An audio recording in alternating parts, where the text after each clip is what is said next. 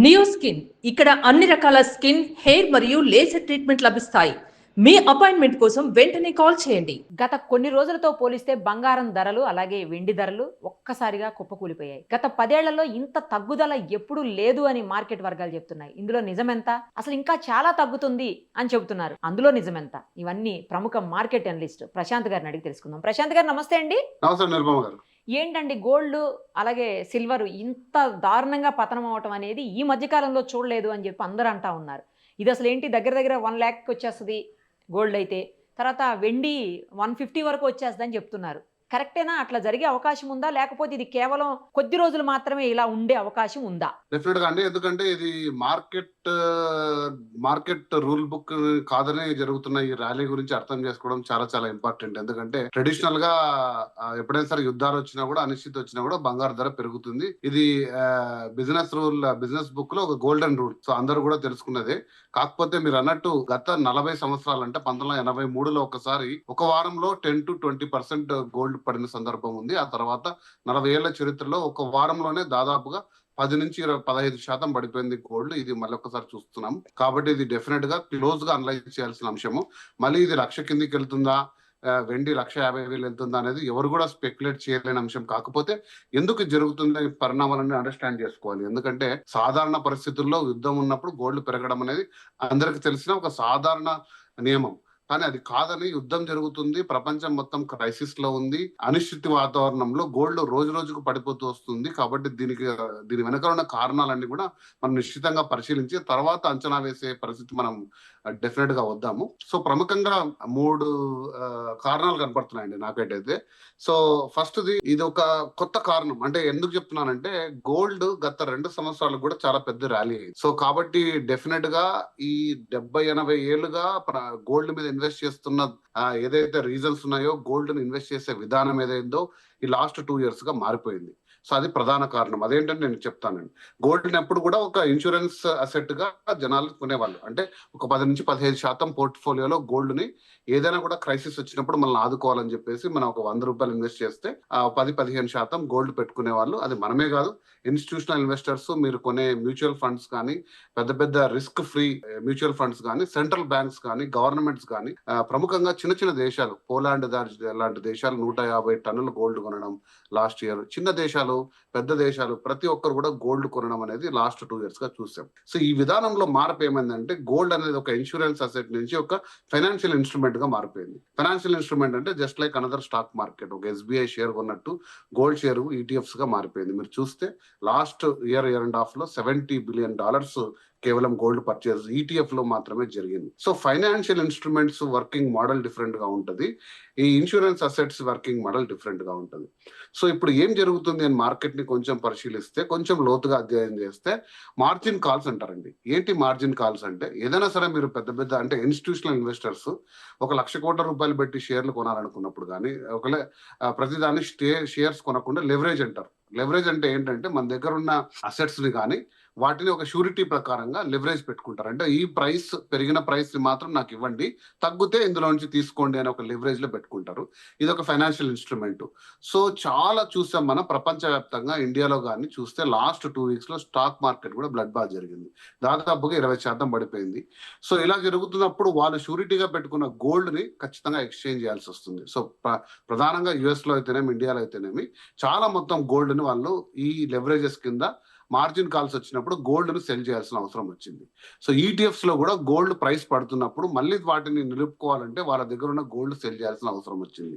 So ఈ margin calls అనేది అంటే స్టాక్ మార్కెట్ లో జరుగుతున్న డౌన్ ఫాల్ కి, దాని లివరేజ్ కోసము గోల్డ్ ని డెఫినెట్ గా వాళ్ళ దగ్గర ఉన్న ఇన్స్ట్రుమెంట్. ఎందుకంటే లాస్ట్ 1 year లో గోల్డ్ 70 నుంచి 80% రిటర్న్ ఇచ్చింది. సో వాళ్ళ లాభాలన్నీ తీసుకొచ్చి ఇక్కడ మళ్ళీ వాళ్ళని లివరేజ్ గా పెట్టుకొని వాళ్ళ యొక్క ఫైనాన్షియల్ ఇన్స్ట్రుమెంట్స్ ని కాపాడుకుంటున్నారు. సో ఇది కొంచెం టెక్నికల్ అంశము. బట్ ప్రధానంగా ఒక ఫైనాన్షియల్ ఇన్స్ట్రుమెంట్ గా చూసుకొని గోల్డ్ ని స్టాక్ మార్కెట్ క్రాష్ కి ఒక కుషన్ లాగా వాడుతున్నందుకు గోల్డ్ కూడా దాంతో పాటు పడిపోతూ వస్తుంది. సో ఇది ఒక ప్రధాన కారణం. రెండో కారణం మనం ఎప్పుడు కూడా డిస్కస్ చేశాము, యుఎస్ డాలర్ స్ట్రాంగ్ ఉంది, చాలా స్ట్రాంగ్ ఉంది. ఎంత స్ట్రాంగ్ ఉంది అంటే మార్చి 1 కి 10-year యుఎస్ బాండ్ ఈల్డ్ 4% ఉండేది, ఇప్పుడు 4.27% కింది. అంటే యుఎస్ ట్రెజరీ బాండ్స్ లో ఎక్కువ మొత్తంగా ఇన్వెస్ట్ చేస్తారు. ప్రపంచంలో నంబర్ 1 అసెట్ అది, గ్రోత్ అసెట్ లో అంటే సేఫెస్ట్ లో.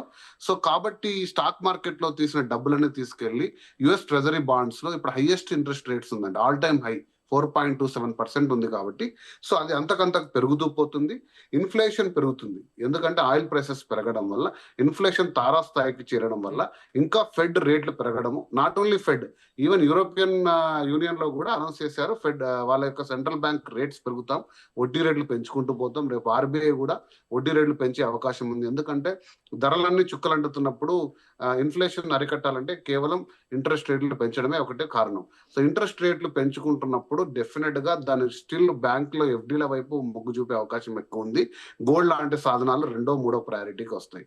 So strong dollar with interest రేట్లు, ఈ రెండు కాకుండా చాలా మటుకు డబ్బులు నెక్స్ట్ 1-2 months లో ఎనర్జీ సెక్టర్ వైపు తిరిగే అవకాశం ఉంది. అంటే ప్రపంచవ్యాప్తంగా ఎనర్జీ సెక్టర్ చాలా బలపడనుంది. $72 ఉన్న బ్యారెల్ యుద్ధం మొదలు కాకముందు ఈ రోజు $120.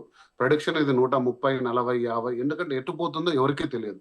ట్రంప్ తీసుకున్న నిర్ణయాలు ఎవరికీ తెలియదు. ఎందుకంటే మొదట్లో న్యూక్లియర్ యురేనియం 60% ఎన్రిచ్డ్ యురేనియం ని ఇరాన్ దగ్గర నుంచి తీసివేయాలని లక్ష్యంతో ఎంటర్ అయ్యి, తర్వాత వాళ్ళ సుప్రీం లీడర్ని అంతమందించడం ఒక లక్ష్యంగా పెట్టుకొని, ఇప్పుడు స్ట్రైట్ ఆఫ్ హార్మోజ్ ని రీఓపెన్ చేయించాలన్న లక్ష్యంతో ముందుకు వచ్చి ఇరాన్ కి బెదిరింపులు చేయడం, మీ పవర్ సెక్టర్ ని మొత్తం కూడా మేము నాశనం చేయడం, ఇరాన్ కూడా రిటాలియేట్ చేస్తూ మొత్తం మిడిల్ ఈస్ట్ లో ఉన్న అన్ని ఎనర్జీ ప్లాంట్స్ అన్ని కూడా డిస్ట్రాయ్ చేస్తానడం. సో ఇది కూడా ఎవరికి అర్థం కాని రీతిలో ఈ వార్ ఎటు వెళ్తుంది, అంతిమ లక్ష్యం ఏంటని తెలుసుకున్న సందర్భంలో ఆయిల్ ప్రైసెస్ అనేది డెఫినెట్ గా ఇంపాక్ట్ అయినది ఒక చర్చ అన్న సెగ్మెంట్ లో చాలా మటుకు డబ్బులు స్టాక్ మార్కెట్ లో కానీ గోల్డ్ లో కానీ తీసుకొని ఎనర్జీ సెక్టర్ వైపు తీసుకెళ్తున్న తరుణం కూడా ఉందండి. సో ఈ 3 కారణాలు డెఫినెట్ గా కొత్తగా వచ్చిన కారణాలు. ఇవి మన ట్రెడిషనల్ గా యుద్ధ వాతావరణంలో గోల్డ్ రేట్లు పెరగాలి తగ్గాలని కొన్ని కారణాలు కాకుండా కొన్ని డిఫరెంట్ కారణాల రీత్యా గోల్డ్ ఒక షార్ట్ టర్మ్ డిప్ అయితే అయిందండి. ఇది షార్ట్ టర్మ్ నేను ఎందుకు అంటున్నానంటే గత 70 ఏళ్ల చరిత్రలో గోల్డ్ తీసుకుంటే ఎంత 18% పడినా 20% పడినా మళ్ళీ కొంచెం టైం తీసుకొని కరెక్ట్ చేసుకొని లాంగ్ టర్మ్ లో రిటర్న్ ఇచ్చే సందర్భం గోల్డ్ ఎప్పుడు ఉంటుంది. కాబట్టి డెఫినెట్ గా గోల్డ్ అనేది మనకు పెరిగే సాధనమే కానీ తరిగే సాధనం అయితే కాదు. అది ఏ ప్రైస్ లో ఉంటుంది, ₹1,00,000 కిందికి వస్తుందా రాదా అనేది ఈరోజు అంచనా వేసే పరిస్థితులు అయితే లేము. నాకున్న అంచనా ప్రకారం ఏంటంటే ఒక డిమాండ్ ప్రైస్ అయితే ఉంటుంది గోల్డ్ కి 1,40,000 అని అనుకున్నాము. అంత కిందికి వస్తే డెఫినెట్ గా మళ్ళీ పర్చేస్ చేసే పరిస్థితులు ఉన్నాయి. కాబట్టి డెఫినెట్ గా గోల్డ్ అనేది అంతకంటే కిందికి తగ్గుతాదని నేను అనుకోవట్లేదు. కాకపోతే పరిస్థితులను మనం అంచనా వేసుకొని ఇప్పుడు మీ దగ్గర ఉండే పెద్ద పెద్ద ఇన్వెస్ట్మెంట్లు చేయాలంటే కొంచెం ఆగండి, నిశ్చితంగా పరిశీలించండి. తగ్గుతున్న మార్కెట్లో ఎంటర్ కావడం మంచిదే కానీ ఉన్న డబ్బులంతా పెట్టడం మంచిది కాదు. డెఫినెట్ గా దీంట్లో కూడా సిప్ విధానం తీసుకొని ఇంకా కొంచెం కరెక్షన్ ఉంటే అప్పుడు కూడా కొంచెం పర్చేస్ చేసుకొని, ఇంకా కరెక్షన్ ఉంటే తీసుకొని, స్లైట్ గా పెరుగుతుంటే కూడా తీసుకొని మల్టిపుల్ టైమ్స్ ఎంటర్ అయితే మీరు డెఫినెట్ గా కూడా దీని నుంచి లాభపడే అవకాశం ఉంది. అంటే ఇప్పుడైతే తగ్గే అవకాశం ఏం లేదండి. అంటే చాలా తగ్గిపోతుంది. ఒక పక్క పెళ్లిళ్ళ సీజన్ నడుస్తుంది కాబట్టి ఇప్పుడు బంగారం కొనేసుకుంటే ప్రాబ్లం ఉండదు, తగ్గిపోయింది కాబట్టి ఇంకా తగ్గుతుంది, 1 lakh వెళ్ళిపోతుంది, అప్పుడు కొనేసుకుందాం. ఇవన్నీ అయితే ఆలోచించొద్దని చెప్తారు. అంతేనా ప్రశాంత్ గారు? నేను ఎప్పుడు కూడా గోల్డ్ మొత్తం ఒకసారి కొనమని చెప్పానండి. నెక్స్ట్ మార్కెట్ కాబట్టి డెఫినెట్ గా మీరు సిప్ విధానంలోనే కొనండి. ఇప్పుడు ఉండే ప్రైస్ అయితే బెటర్ ప్రైసే. ఇంకా తగ్గుతుందో లేదో అనేది మనం అంచనా వేయలేం. కానీ కాకపోతే ఇది తగ్గిన ప్రైస్ మీరు క్యాష్ చేసుకోవాలంటే కొంత మొత్తంలో మీరు ఎంటర్ కావడం మంచిదే. ఇంకా తగ్గుతుందా అని అంచనా ఎవరు చేయలేకున్నారండి. ఎందుకంటే ఫైనాన్షియల్ ఇన్స్ట్రుమెంట్ గా మారింది, ఒక స్టాక్ మార్కెట్ ప్రైస్ లాగా మారింది గోల్డ్ ఇంత ముందు లాగా ఉన్న రీజన్స్ కంటే కూడా. కానీ లాంగ్ టర్మ్ లో ప్రపంచవ్యాప్తంగా ప్రతి గవర్నమెంట్ దగ్గర ఒక సేఫెస్ట్ హ్యావెన్ గా పెట్టుకున్న గోల్డ్ డెఫినెట్ గా పడిపోయే సాధనం అయితే కాదండి. లాంగ్ టర్మ్ మీరు తీసుకుంటే, మీరు ఒక 4-year హారైజన్ లో తీసుకుంటే గోల్డ్ డెఫినెట్ గా best investment. So wait and see better. ఏదైనా ఎమర్జెన్సీ ఉండి పెళ్లిళ్ళు ఫంక్షన్స్ ఉంటే ఓకే, కానీ అదర్వైజ్ వెయిట్ అండ్ సీనే. డెఫినెట్ గా. థ్యాంక్ యూ అండి, thank you so much. Thank you.